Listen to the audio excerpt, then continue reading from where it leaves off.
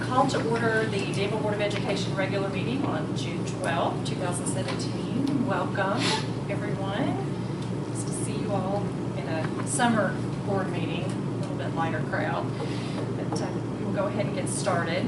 Let's see, we're going to move into approving the meeting agenda. Which do you need to make a change? I have a change to the agenda. I'd like to note that we will go into executive session, and I'd like to make a motion, or that the motion will be to enter executive session pursuant to KRS 61.8101F for discussions that might lead to the discipline or dismissal of an employee, to be added as number 14. Is there a second? Second.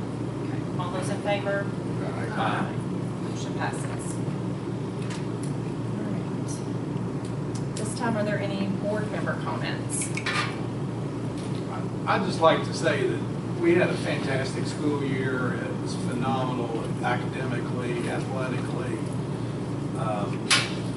Our kids were engaged, our teachers were engaged. It was, to me, very noticeable. So things were going great. I have to say thank you to all of our staff, teachers, organizations, all those that have supported us. All the administration folks. I mean, it's been a good year. Hard year, yes, but a good year. So that's all. All right, Dr. Luck. A couple highlights to note that our high school academic team placed 34th nationally. We're the fifth school from Kentucky to ever finish in the top half of the national field. We finished third best small school in the nation. Second to a school we actually beat in tiebreaker, but unfortunately from the ranking systems. And Daniel McAllister, one of our student seniors, was one of the top 25 individual scorers in the overall tournament and will be likely the captain of the Kentucky academic team moving forward for other interleague regional play. You match that with the fact that our middle school academic team finished second in the country today. So when you look at the kinds of things that you finish a year with, as Steve was noting, it's a pretty special day. So we finished the year with our enrollment up, our attendance up, which means revenue is up, which means the board's able to put $500,000 in recurring budgets for schools, which is the only board in the state of Kentucky to do so. There's a motion. I make a motion to approve of the May 8th, 2017, May 15th, 2017, and May 30th, 2017 meeting minutes. As submitted. Any questions? All those in favor? Aye. All right. Motion passes. To me. On to reports. Mr. Dean.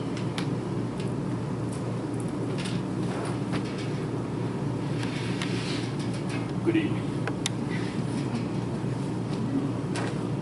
I'd like to start out with the financial statement that was presented to you, a summary of May of 2017. We began the month with $8,700,000 and some change, had total receipts of $1.5 million, claims for accounts payable of $869,948, and then the payroll for the month of May was $1.204 million. Total expenditures $2.073. So we finished the month of May with a balance of $8,160,459.26. And then you can see the reconciliation from the bank statement with our outstanding deposits and outstanding checks that we had. And then finally, the third part of the reconciliation is presented by fund, the various funds that the district maintains, all the way from the general fund through the special revenues, district activity funds, construction fund, for a total of $8,160,000 and some change. One thing I will point out to you, you'll notice that there is no balance as has been carried forward in capital outlay and in the building fund.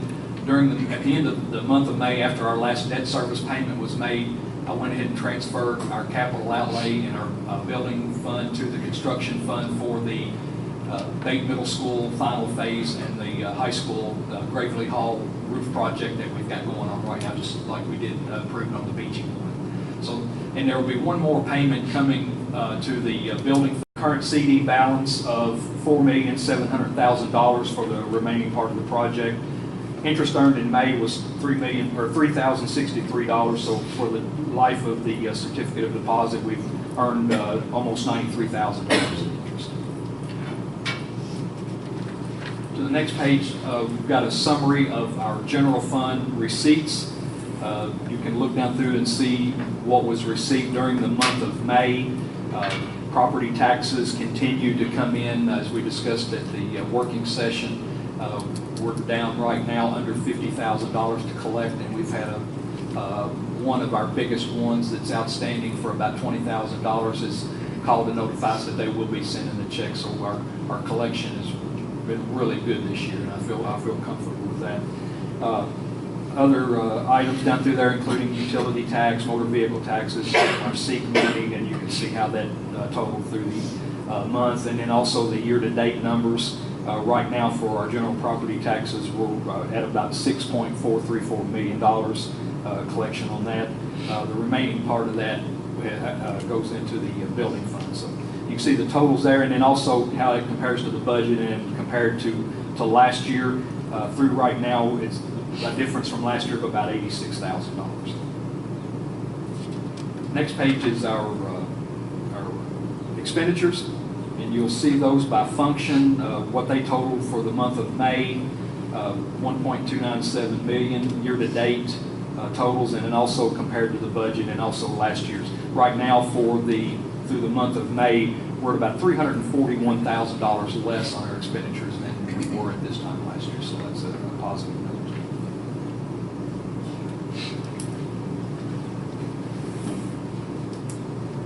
Any questions?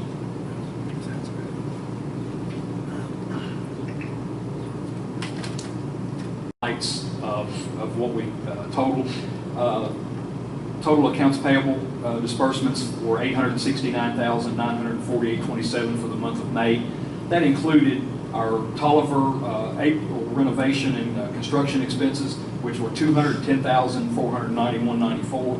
We also purchased office furniture through Danville Office Equipment, a total of $15,324. Some other items that on the list, we paid the Wilderness Trace Child Development Center $32,635 for preschool services for the spring of 16-17. We also purchased through our PEP grant funds some standing desks in the amount of $7,160 for the high school. We had a Mastery Connect renewal for the district of $14,475. Had our final bond interest and principal payment in the amount of $152,203 for the fiscal year.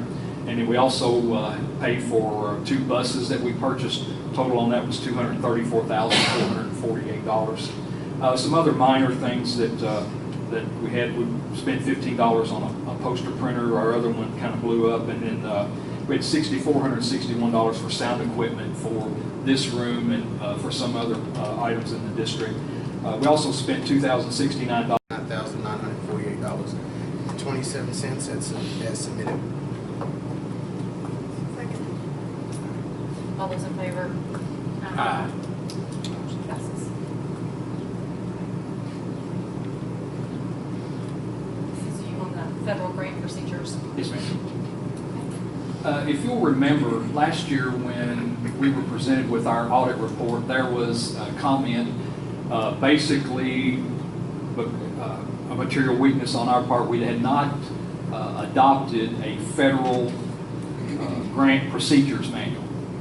And so in order to rectify that situation, I've put together a manual so that this year when they come in and audit, that should not be an issue anymore, because what we do is, we are following state guidelines and district policies, but they've come out with this 200 CFR, which also you have to follow federal guidelines as well for federal grants, which includes food service, our Title I, and all those type of grants. So, we'll be distributing this to everyone so that everybody's on the same page and we're doing the things that we need to do. This is, like I said, it's in response to Part 200 of Title II of the U.S. Code of Federal Regulations, Uniform Administrative Requirements, Cost Principles, and Audit Requirements for Federal Awards. So, it's requiring written procedures for payments, procurement, allowability of costs, compensation and travel for the use of federal funds.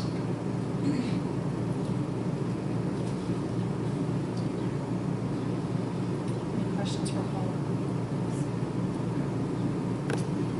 I make a motion for the approval of the 2017-18 federal grants for procedures. Second. All those in favor? Aye. Motion passes. Thank you for putting that together.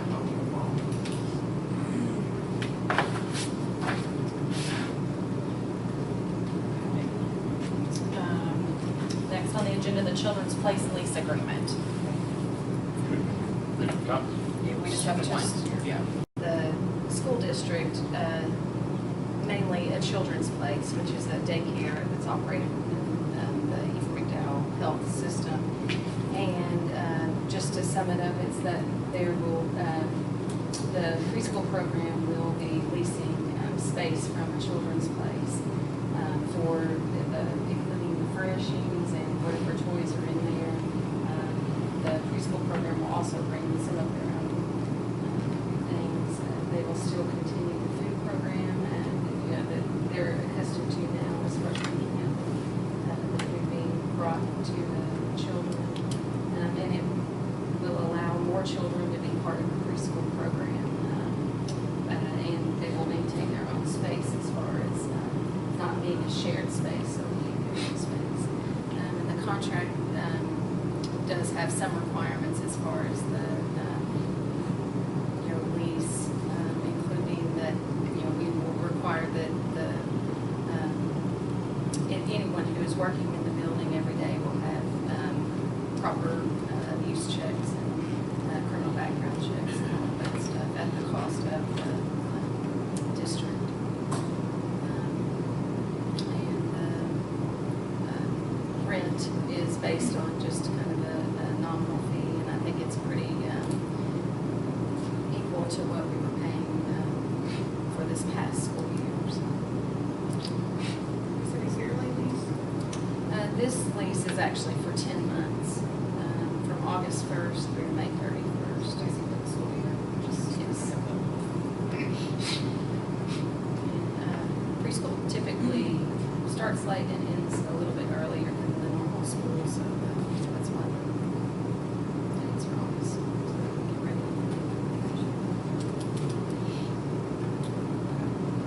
Andrea, other highlights, things that we need to be aware of? So how much, is that an increase over what? A pretty big increase over what we? At Hodson, it's been 80. This last year, we had, I believe, 5. So good. This is like the Little Lighthouse lease last year, and then it's contingent upon the KDE making final approval. So you've got to approve it, and then the state will do. What is that about? Do you know? John, where is on that?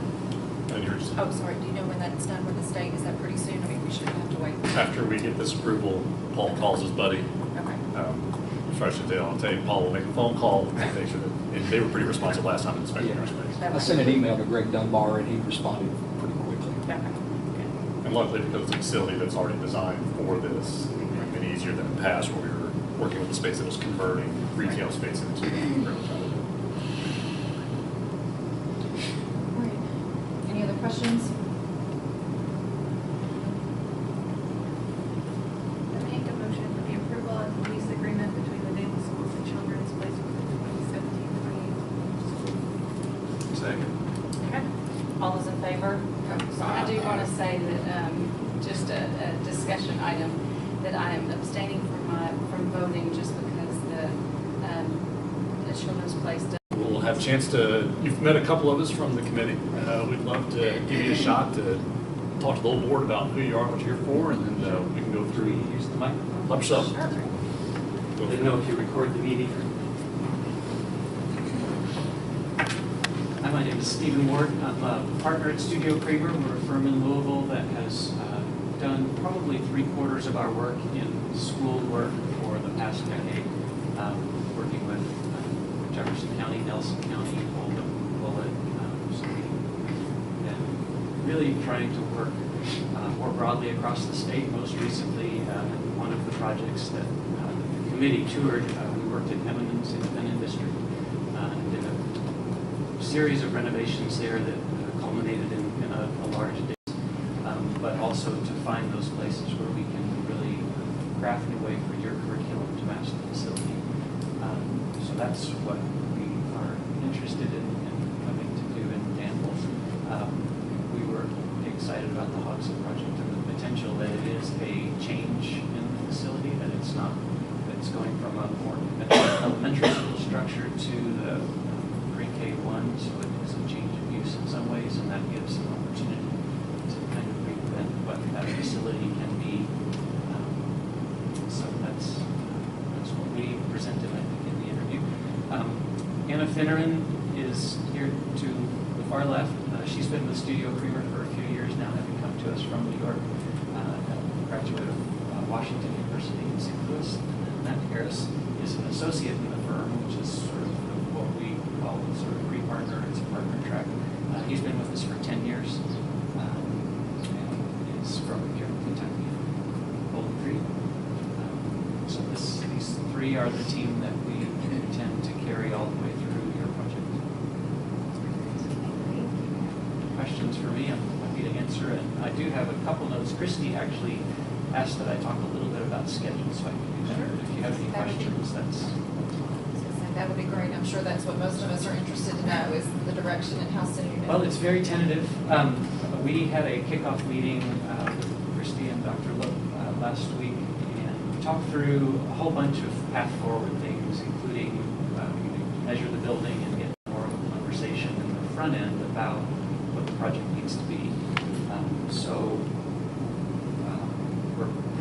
We had said we could maybe be through the schematic design process, which is really where we establish all of the goals and scope for the project by late July.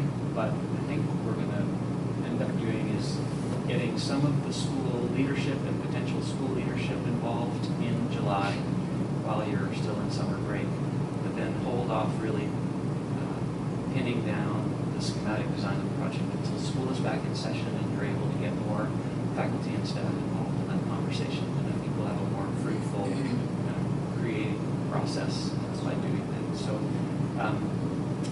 just putting together a thumbnail schedule, if that means that we bring a schematic design to you, to the board meeting to either your August or September board meeting, depending how we hit, we could potentially have the project out for bid in early March, which could hit really well.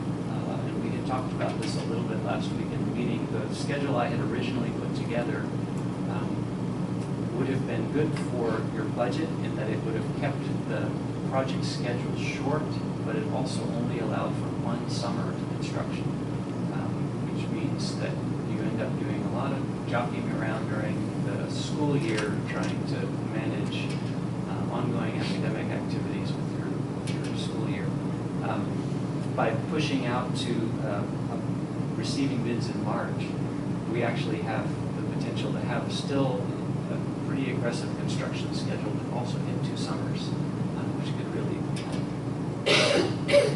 So that's what I have to share with you. And I have some mock-ups of what I just described that I can share. Sure. Any other questions?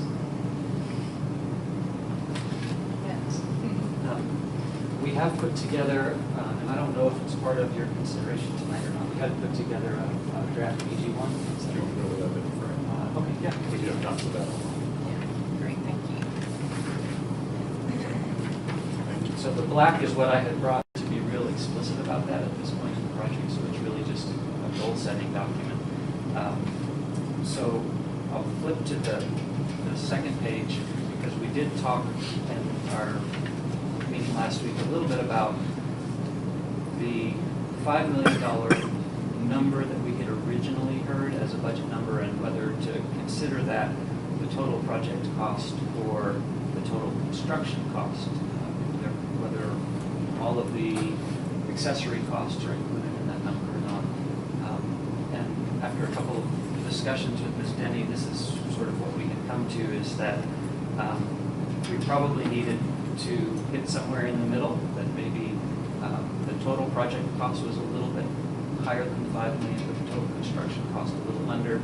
That allowed us to get some money in the line items for equipment and furnishings,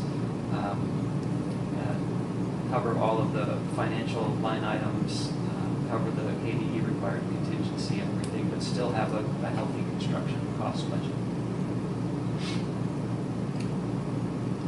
So 5.5 million. I mean, 5 million, right? Just under 5.3 is the total project cost is where we're seeing it. And what we usually use as a rule of thumb, and it worked out pretty well here, just going through these numbers, we've seen over and over again that it tends to be about 17% add if you take a construction cost and all of the associated costs. Somewhere between 15 and 20, but we've seen it at 17% a lot of the time, by the time everything's in. So it's sort of lined up true here. Well, I had heard you guys were roaming the building and all that good stuff. We're excited to have you guys on board. I will have to say you all got big shoes to live up to because Ross Tarrant's done an excellent job. No, they have. They're Tolliver and proud of their work, but you know, we wanted a different feel for this building, and we're dealing with the wee little ones, and you know, it can almost be like a museum setting. There's just so many possibilities that can be done. So, but we're really glad you guys are on board. Thank you very much. Does anybody have any other questions about? As Stephen said, we will begin with collecting information from central office employees, like we will set up focus group with board members and whoever else we need a hold of during July, early August. I'd like to try and start pulling teachers. I mean, every teacher knows this is coming. So to start doing focus groups as early as we can to get everybody involved and employees just like we did before. And from teachers, cafeteria staff, custodial staff, librarians, family resource use service center, every stakeholder that will be part of the building to give an opportunity to talk about what they want the experience of the building to be. And then that will give Anna hopefully enough information to come up with a design that matches what we can't put into. We create that museum-like early childhood experience that we know will be unique to our community. From all schools. I mean, yeah, I think we'll start working with all stakeholders. Great. All right. We have so we need to go ahead and approve this VG1, is that correct? Yes, ma'am. Yes. Okay. All right, do I have a motion? Make the motion for the approval of the BG1 Health and Innovation Project. All right, all those in favor? Motion passes. Thank you all very much for being so faithful to it. All right, moving on to number 8, under staffing. Staffing report. This is just the 2 spreadsheets I've got. I don't know if you had trouble looking at them. The schools are on tabs down at the bottom. It was the allocations you approved. They went back to the schools. The councils decided what the needs were for each school, and that's the position that they're going to approve. That's what you're approving. So is this something that we can discuss later as far as? This is everything that's been approved to point. To the point, okay. You can always approve more, but this, once approved, will give us the opportunity to issue contracts. The next action or the next report. First thing is just approving of the staffing positions. So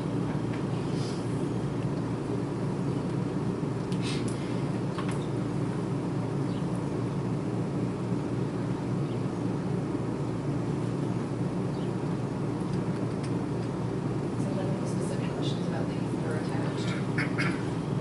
Joy?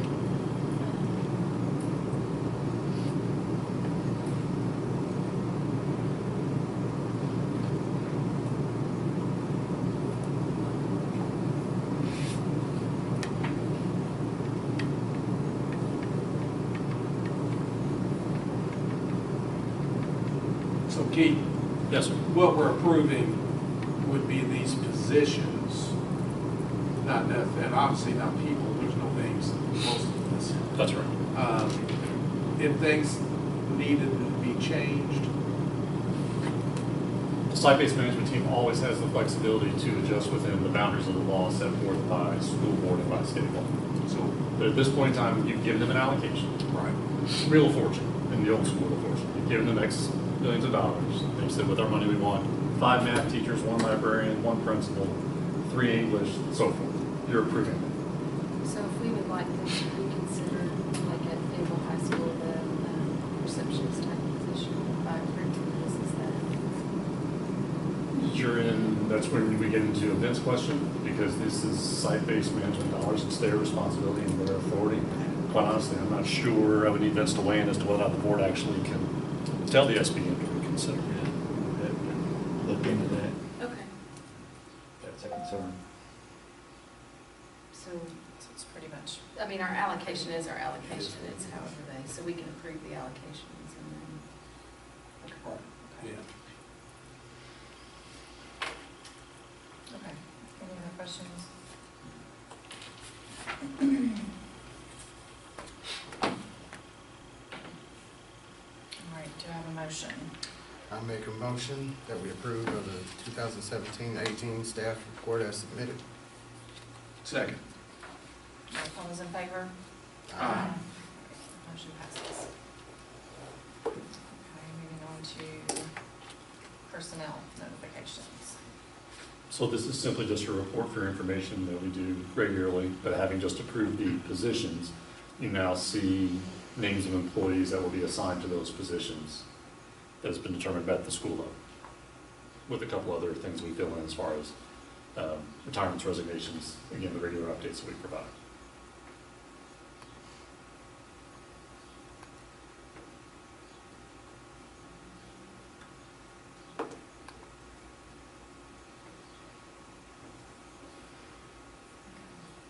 Anybody have any questions for Dr. Wood? You should be pleased to see rarely the word vacancy. We are way ahead, as we have been in the past, as far as our staffing. Our turnover has been significantly reduced, and that sort of stability is what not only helps our schools perform as well as it helps attract talent. So we're really excited about, we're able to be more selective in the folks who apply, and that raises our game across the board.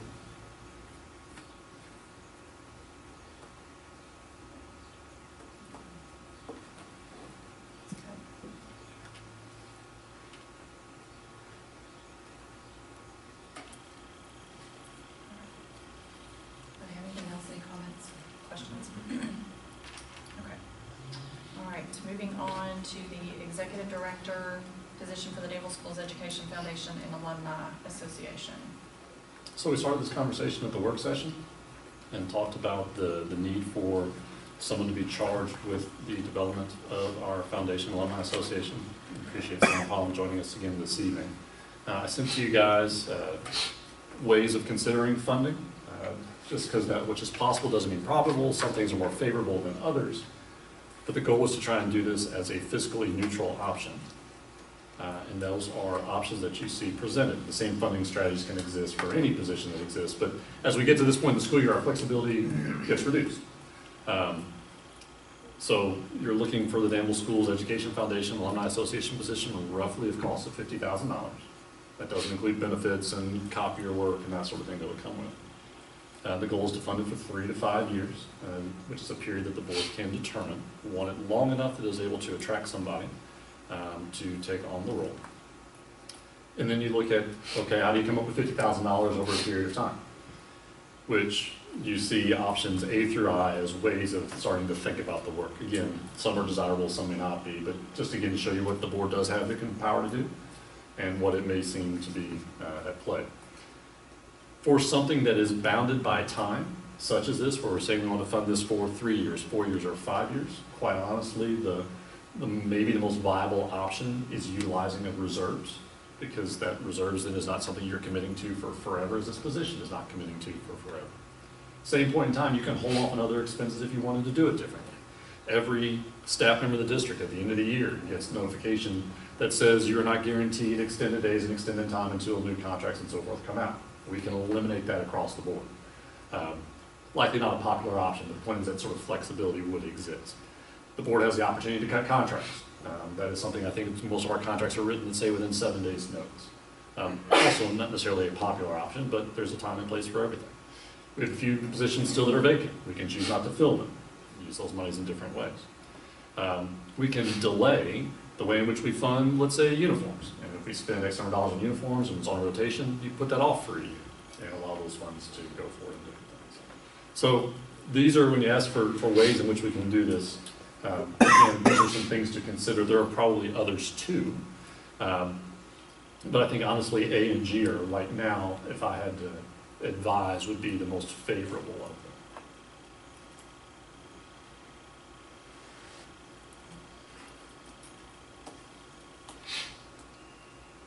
Okay, so in this, you've got first the Education Foundation position and then the vocal music position. So what we're really wanting to look at first, though, is the Education That's Foundation yes.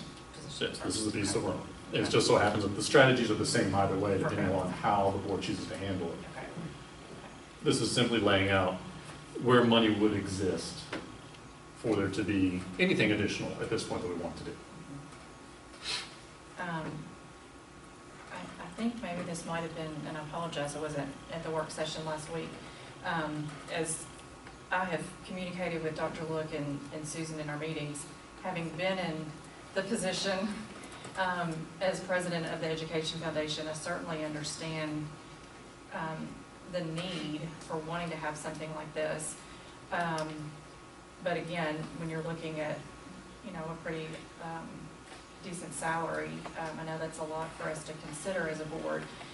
Was it, because it seems like it's worked fairly well, others can kind of chime in as far as the public relations position being a contract position, is that something that would be possible to look at, doing something like this on a contract basis versus a salary, so to speak, that we were committing to? I don't know if that came up in discussion last week. And Well, they said, I guess they communicated that they thought they'd get a more viable candidate this way.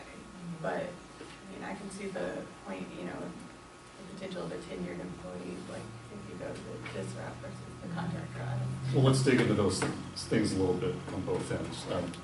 Contracts, then likely means that individual is going to have to find on the marketplace their own benefits, retirement packages, and so forth, which are often some of the key things for someone to want to take a job for multiple for that sort of period of time. The tenure factor, tenure is different classified versus certified. This is a classified tenured position. That would mean if after the period of time, everything falls apart, worst case scenario stuff would happen. The classified employee is guaranteed a position in the district for which they are qualified, that we have a vacancy for. So the good news is that they hold on to employment. The tough part is the position for which they are qualified and available might be an instructional assistant at a third of the cost. So tenure is a very different concept in the realm of classified than it is in the realm of certified. So essentially all we would be saying is that after 3 years, after 4 years, if there's no additional funding for this specific position, we get the ability to move you into the vacant position for which you meet the credentials to complete. And if there isn't anything, then we face issues of reduction in force. But that would also entail eliminating the position. Well, if the board eliminates it, that's how we would end up in this position to where they would have to fill something. So, but the issue then is if it needs to be revisited, that employee is still on staff, and then a year later, we revisit that position, are we not obligated at that point? So if you're saying that after, let's say you do it for 3 years, and you eliminate the position, and then in 5 years you recreate it? Well, if you do it after 3 years, it's a moot issue, because nobody hits any kind of tenure. Classified comes after 3. Would be 4, yeah, on the 4th year. Right, so point being is that, so you're looking at if you eliminate it for a year, and it was, or over a period of time, and it was recreated, would that person have a right to it again? Right. No. They can apply like anybody else. Correct. It's my only discomfort with the whole thing, there's two. When the board is asked to do end of the year things that we've not even projected in our upcoming budget, it's difficult. Because not only do we have obligations such as this to consider, but we actually have obligations that we have to be concerned about, because state budget is not looking really great. And right now, we pay 56% of all of our income comes from local money. So over the years, the state has made it very easy for local monies to be basically taken over the percentage of how we fund our schools. And so that's not sustainable. It is for the short term. But another thing we're running into, in which we're still talking, is that we have a tax refund that we now will owe to Wausau Paper Company because of a judgment made by the state because of inventory tax of $147,000. $37,000, and that's just for 1 year. So they filed the same paperwork 2014, 2015, 2016. So this is another challenge that we have to deal with. Generally, you would think the companies would say, oh, they don't do that anymore. They want the money. So that's another concern we still need to be looking into. And also, another really big concern with me, and Norma wrote us a letter, and it had always been in the back of my mind, but we haven't even talked about raises in general just for our staff. And the last time we did that, it was a cost of about $100,000 to the district. So that's another consideration we need to be looking at. Of course, we want to do everything we can.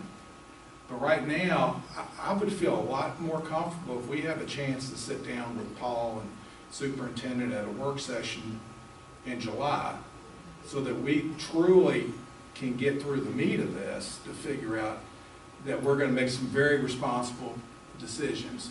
And you know, and it's not that we're trying to prioritize, but when you do positions and raises, and that's forever. So, and that's another thing we have to keep thinking about.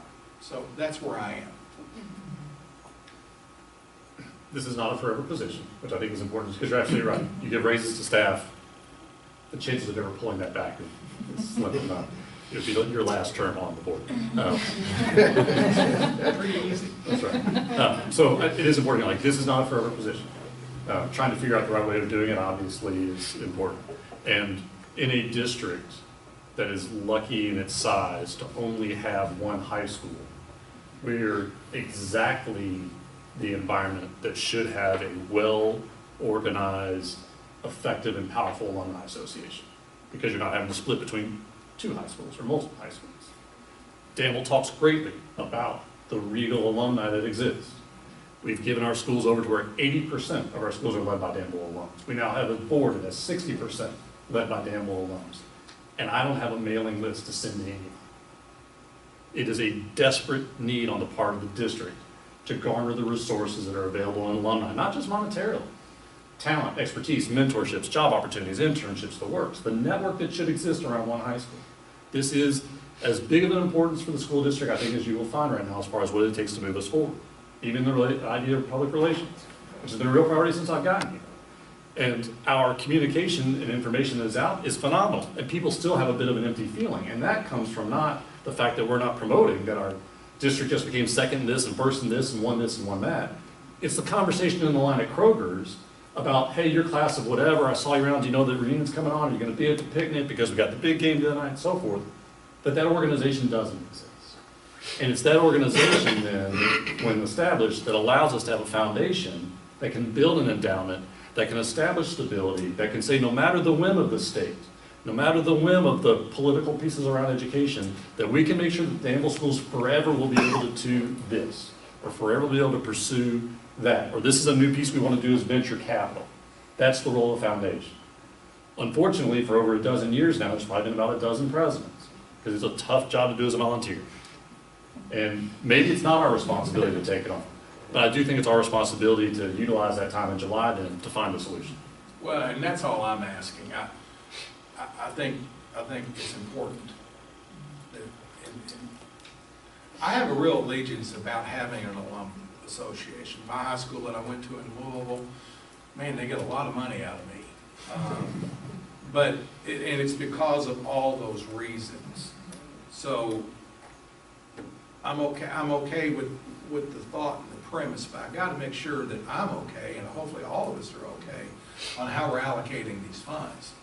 Because this is one of probably 3 or 4 additional things that we're gonna have to really sit down and talk about. I agree with you, I really do, and I think, as Sam can appreciate, I think, if we're gonna do this, we wanna do it the right way, and I think we need to look at as many options as we possibly can, and like I've said, being in the position that Sam's in now, I completely know the need and understand it, because I do think there was a lot of potential there that is unmet at this time. And so I think it's just a matter of us sitting down and really looking as a team, as a board, with the superintendent and Mr. Dean, to really kind of figure out the best way to go about this, because it's a commitment. If we're going to make this kind of commitment, we want to do it the right way. So I think if everybody is in agreement for us to kind of add this to our July. That'd be you would need a motion then, right, to table until the July meeting? We'll just table it. Does that require a motion to table? We just don't take any We action. just don't take any Okay. action. Okay, all right. Same with the vocal music. That we Yeah, I guess, let me see, is that, the whole proposal. so it's all together, all as No, one? these are two separate It's items. actually 2 things. separate, yeah. Okay, so let's see. I would want to do this. But do the same thing with that. Yeah. Yes, because it is on here, just on the agenda, as additional support to increase the vocal music at DHS. So I think, again, is that what I'm hearing from everybody, that we'd like to take a little more time to? Can you give me some of the questions that you're chewing on so I can help the high school process that? Because likely we don't meet to the end of July.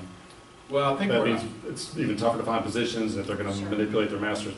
They don't have time in July, quite honestly, to manipulate a master schedule to add sections in. Well, I'm actually hoping we're going to meet early July. Yeah, I think that's something on discussion as far as dates and when we're going to do that. I know you had kind of, did you have some questions, Susan, about the one position? Yeah, I mean, one of the things that I mentioned was, that receptionist position that was converted, how could we, or can the site base reconsider some of that, but I don't, if we're even able to do that, I don't know if that's a possibility. I think we're all in the boat where we want to figure out something. Where it comes down to is, what are we able to do as a board to recommend? I don't think any of us are comfortable with saying right now, no, we don't want to see this position happen, or to be able to add the allocations. But then again, as we've all mentioned, you start allowing some more support at the high school, then you've got the other schools that are going to come asking, well, wait a minute, we forgot about this. So I think it's, we see the need. We see that we want to try and help them figure out something, but what are we able as a board to do without overstepping our bounds when it comes to site basis decisions that they have to come up with on the allocation. So Do we have is there a way I can relay to them a rough time period by which they would have a response? Let's look at July calendar.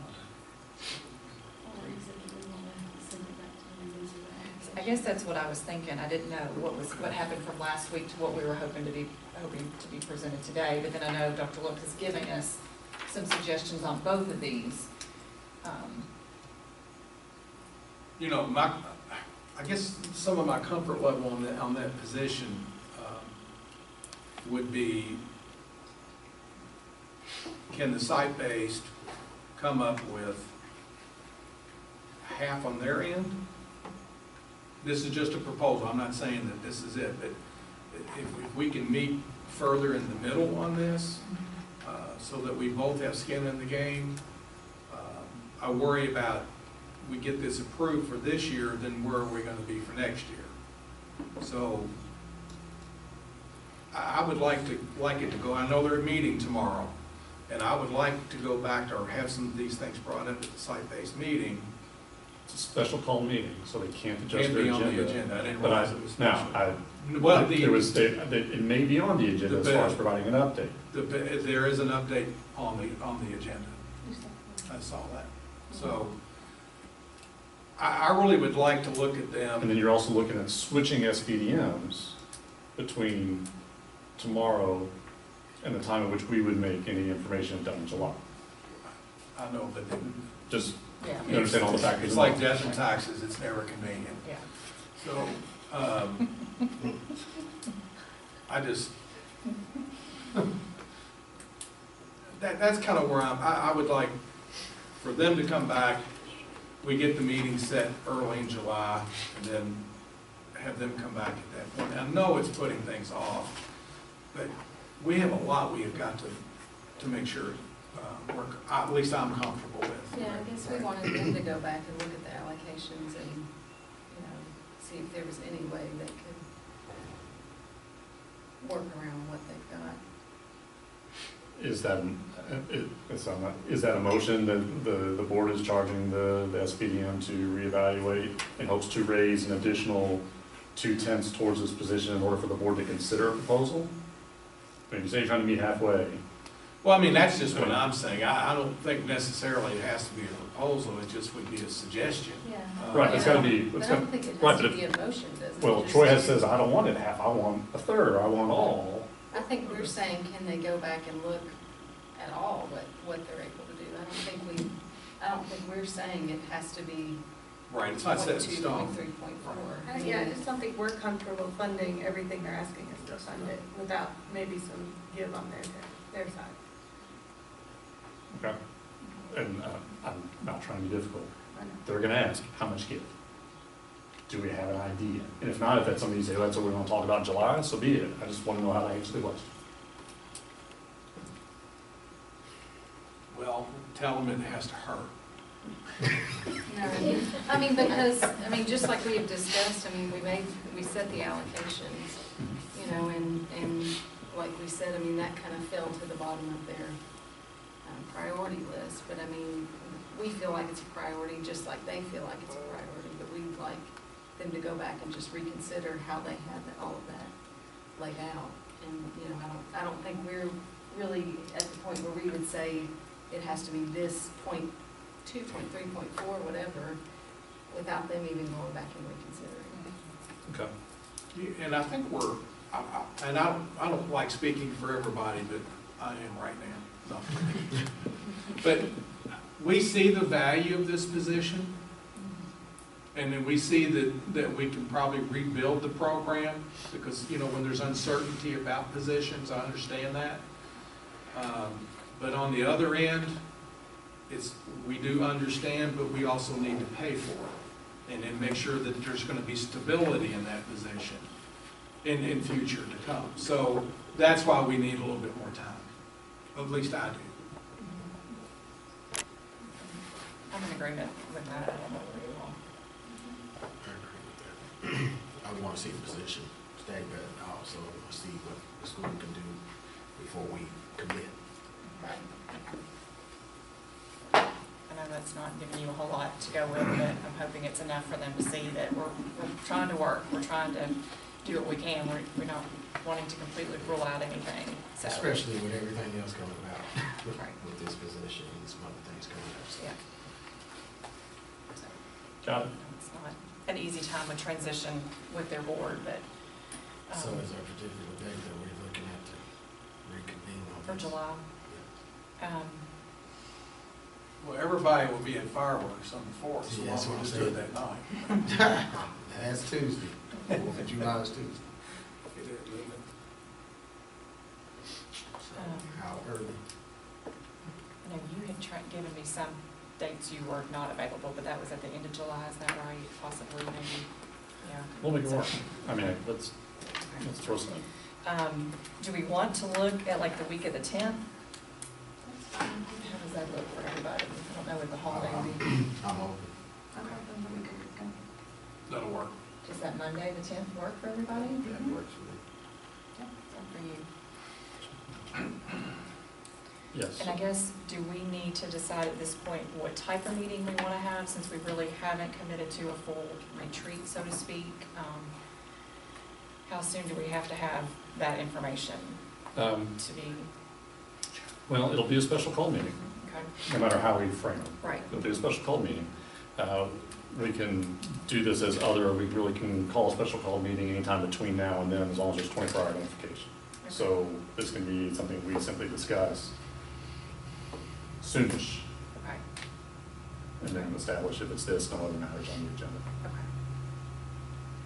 So that's. But with the idea that in the meantime, we should all reserve the 10th, just in case. That Yes, seems to still be the. As it ends up being maybe more of a daytime, a little bit longer, is that what you're What, thinking? Okay. I'm not. Is it a work session or? It's gonna be a special call meeting, Yeah. regardless. Okay, okay. Formats. Work sessions are meetings by definition as well, it's just the way we Right. frame the word. Right. It has to be a special call. Okay.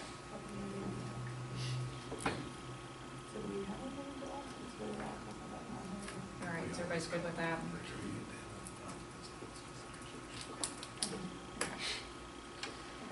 Okay, so more to come on that, but yeah, we just have the 10th. All good. Okay.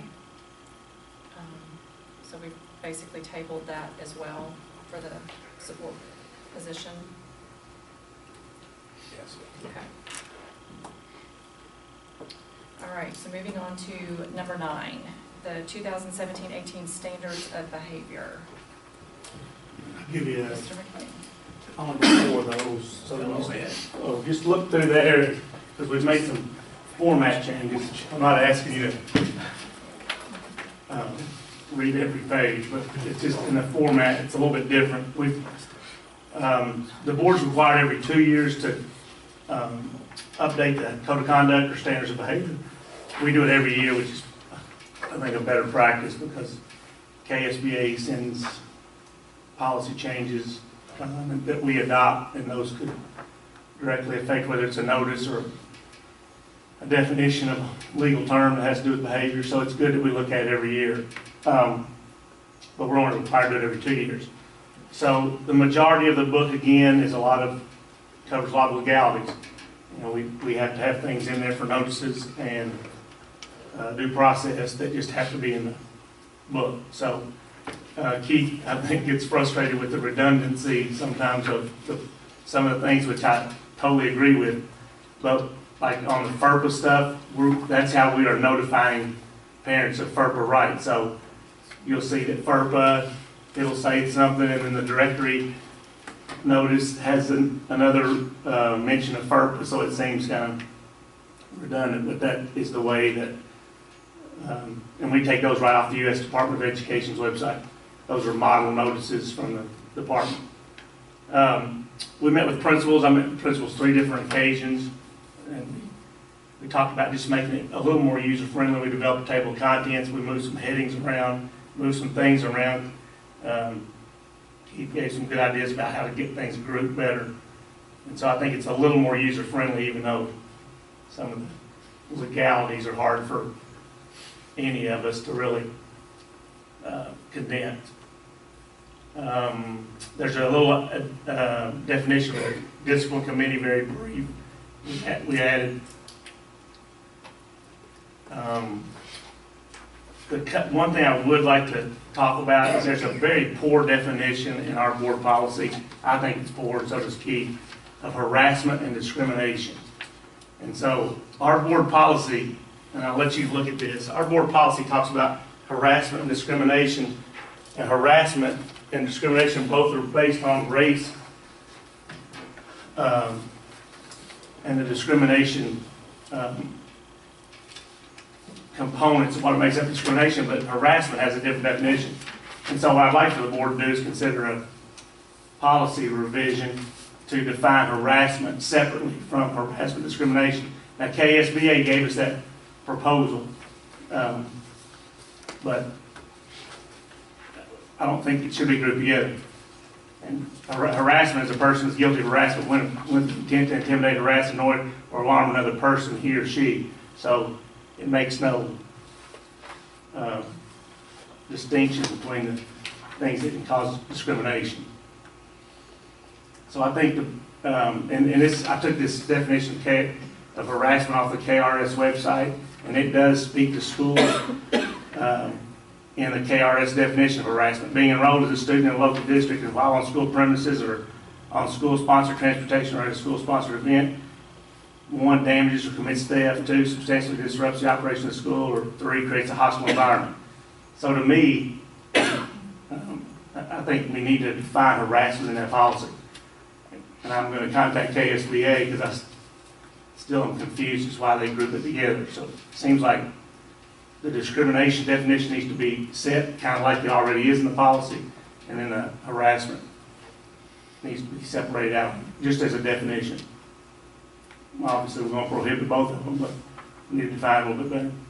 Because right now, it basically says to harass another student, it has to be based on those discrimination laws. And that's just, we can have harassment without it being based on sex, race, gender, and those things.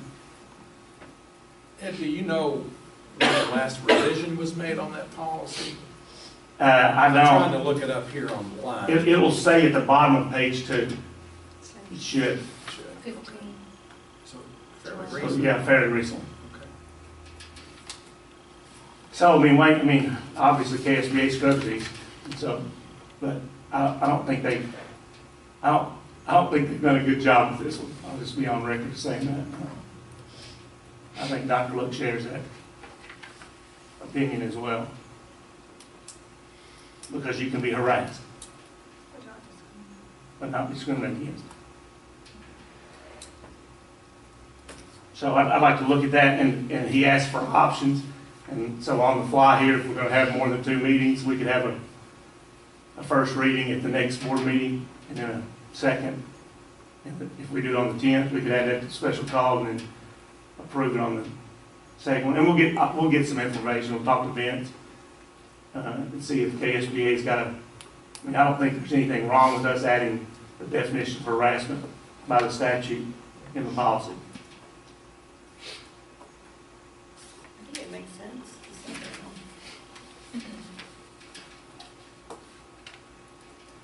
So the document that's uploaded is the current edition, so obviously it's different than the one I passed out. The nifty trick on it, though, as you're trying to flip through, if you pull it up, the table of contents is hot link, so any of those sections that you click on will take you directly to the section of specific things you're looking for. And then we were going to put the calendar in the back, and so that gets awfully small in this size of booklet. So we'll do like we've done in the past and just highlight the dates you're going to be out. It's a calendar highlights. I think that works better anyways. And then when we get that in the policy, we'll put it in the handbook, and then you can approve it all. I think you need to send that to the board members too. Sometimes we just don't do colors really well. Any other questions? No, Ed, thank you. So you'll get back with us on all this? I'll get back with you, and, well, it'll be on, we'll probably, if we move forward with it and there's no issues with KSBA and Vince thinks it's appropriate, then we'll come back to you with a policy revision for first reading on whatever date you set for the special call. So did we need to go ahead and approve of this update? Well, you can, I mean, if you want to wait, you can approve the book, because we're going to have to get the policy done and put it in the book, so you can approve it all at one time. Gotcha, okay. So even though there's And that- nothing on here, we don't need to do anything at this time. And there'll be plenty of time to get the book printed. If we've got a week, we can get the book printed. All right. All right. Thank you very much. It would be worth between now and next meeting. This is a fairly heavy overhaul. A lot of things have been, like I said, reorganized, straightened out, so forth. It's amazing things that you'll find in there when you dig. We found some stuff in there that was antiquated that dates back to computer systems that don't exist anymore.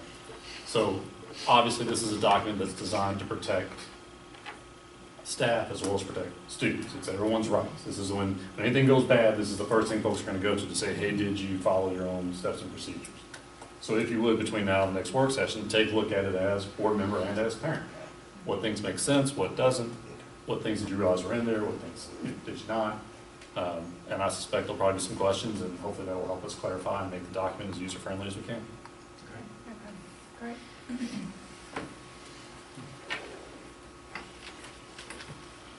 All right, so Moving on to number 10, the Danville Independent School District Block Party Support Request.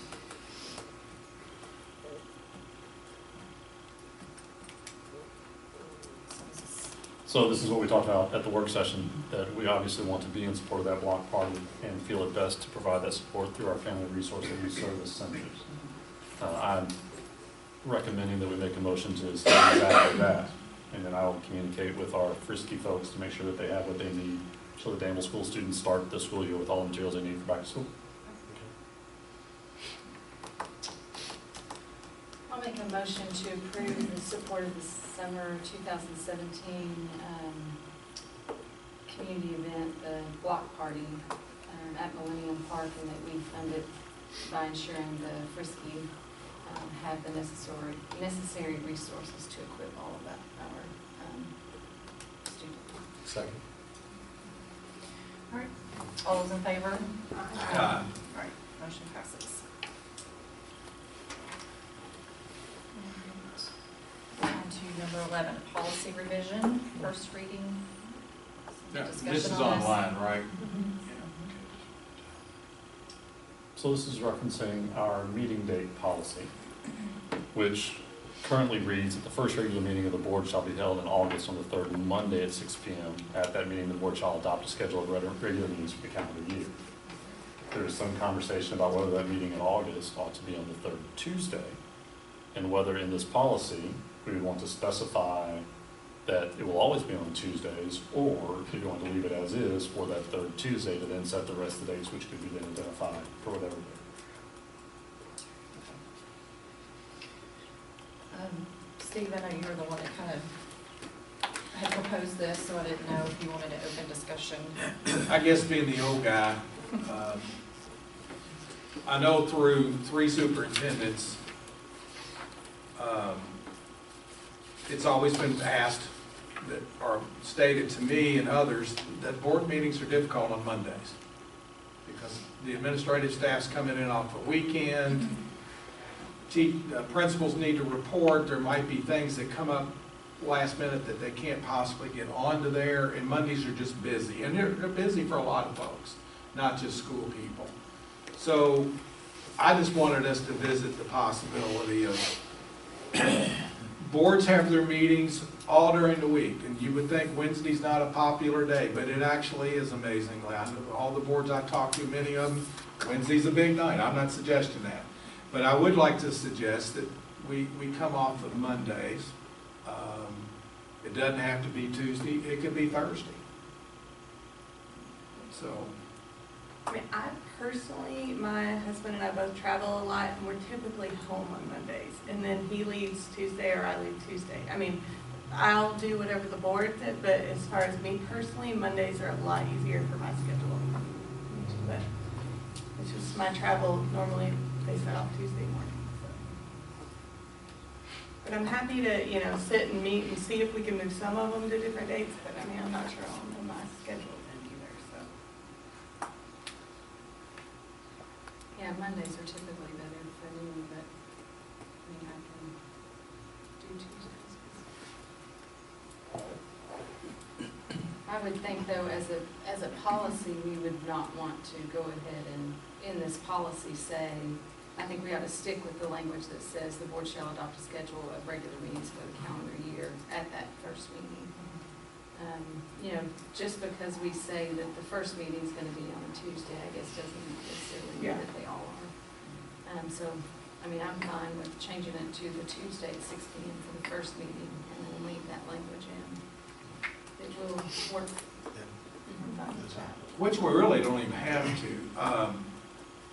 Reading it, it just says that on that day is when we do the meeting schedule. Right. And it just seems that the boards have always just sort of followed suit, and since that was on Monday, that we did them all on Monday. So, I mean, I am reading that right, that's all right, as far as, I don't think we're absolutely dead set on Monday as far as how the policy actually reads. But I think, obviously if we put in the third Tuesday at 6 p.m., then we are just committed on that one night. Just the one night. Tuesday. I guess what I'm looking, and we've been really good about it, is like January, you wouldn't want to say, okay, we're going to have the meetings on Wednesday. And February, we're gonna do them on Monday, because it'd be, and that was part of the reason, I guess, why the boards in the past have stuck with that. At least the regular meeting would be the third Monday. So that's one reason I was bringing it up, just to see what the mood of the board might be.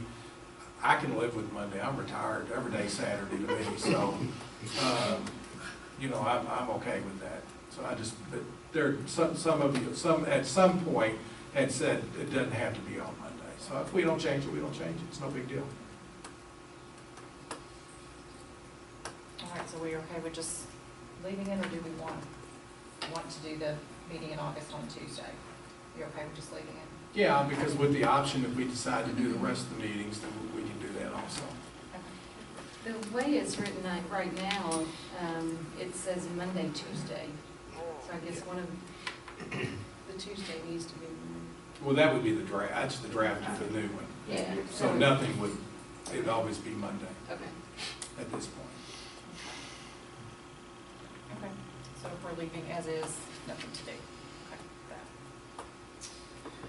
all right, moving on to the consent agenda. Is there a motion?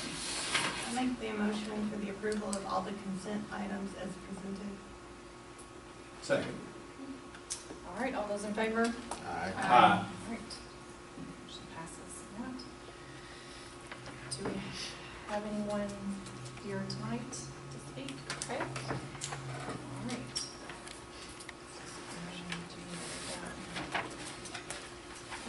Oh, do